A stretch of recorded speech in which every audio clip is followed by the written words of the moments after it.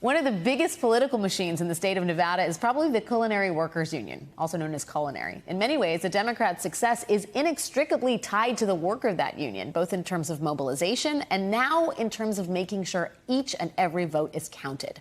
Joining us now is Ted Papageorge, Secretary-Treasurer of Nevada's Culinary Union. Ted, thanks so much for joining us tonight. I know Culinary has been super involved in the mobilization effort, but now it appears you guys are involved in a really critical post-election effort, and that is ballot curing. For people who don't understand what that is and why that is important, could you explain?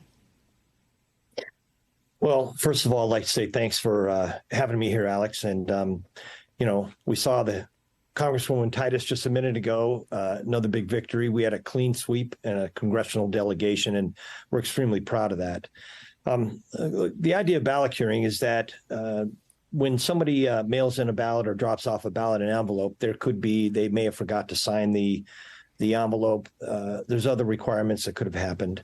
And there's an opportunity. The election department wants to make sure those folks know that even though they think they have voted, their ballot has not been counted. And our goal is to make sure that every single one of those ballots are counted. When you talk about curing the ballots, that is, in years past, Democrats have been very effective of curing those ballots. Are Republicans getting better at those efforts as well in recent months and years? Look, I can't really tell you that, but I know that, in 2020, we knocked on 650,000 doors in the middle of COVID when nobody else was on the door. This time around, we knew these midterm elections were going to be extremely close.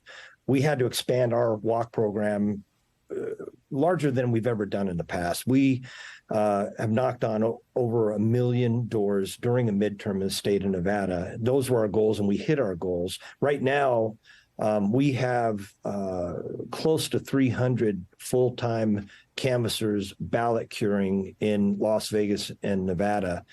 And we are the largest ballot curing program in the state, same as the canvassing. Nobody hits the doors like we do. Nobody hits the doors like Culinary does. And I just want to say one thing. These are room cleaners. They're food servers. They're cooks that work inside these big hotels. They decide to take a leave of absence from their jobs. They come out and agree to work in our union canvas program, and they're doing it as a mission. They are out to protect their union, protect their families, protect their communities, and they get the job done.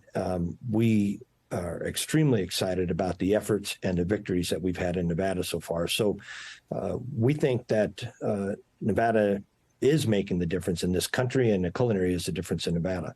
Yeah, I've spent some time at Culinary headquarters, and it is a formidable operation. Woe be to anybody going up against Culinary. A lot of the question that we have at this point is, who voted in this election? What are we going to see with the remaining ballots? I'm asking a broad question, but I'd love as specific of an answer as you could give me. But what did you see in terms of who was most motivated in this election? Could you give me a profile in terms of the voters that you were knocking on the doors of and what they were most animated and interested in? Well, we have 60,000 members in Las Vegas that we represent. The majority of them are Latino workers and people of color.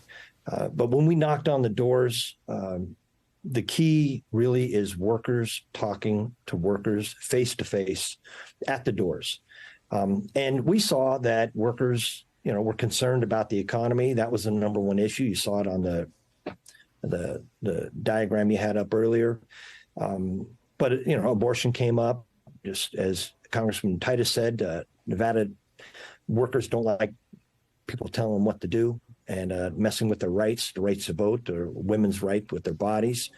But at the end of the day, it was the economy. And for months now, our message has been that we don't have to take it, that we can stand up to these Wall Street landlords, these big oil companies, that are going after working class voters, going after our neighborhoods, and this price gouging that's clearly going on and profiteering going on right now. We can take this on, and we take it on right here, right now. So when we had those conversations at the doors, we saw the voters wanted to stand up and fight back. And look, there's a lot of talk about working class voters and whether they were going to turn out. What we say is that if you want to win working class voters, you've got to talk to working class voters, and then you got to fight and deliver for working class voters. And Congressman Stephen Horsford, Congresswoman Susie Lee, Congresswoman Dina Titus, and Senator Catherine Cortez Masto, who we think by the end of this will be victorious.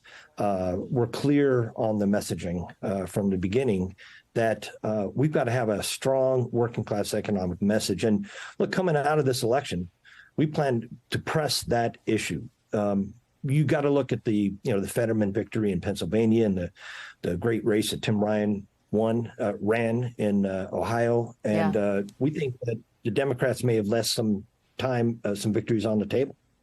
It sounds like a fundamental argument about fairness. And so far in the state of Nevada, the Democrats have done very well with that. Ted Papageorge, Secretary Treasurer of Nevada's Culinary Union, thank you for your time tonight. Thank you, Alex.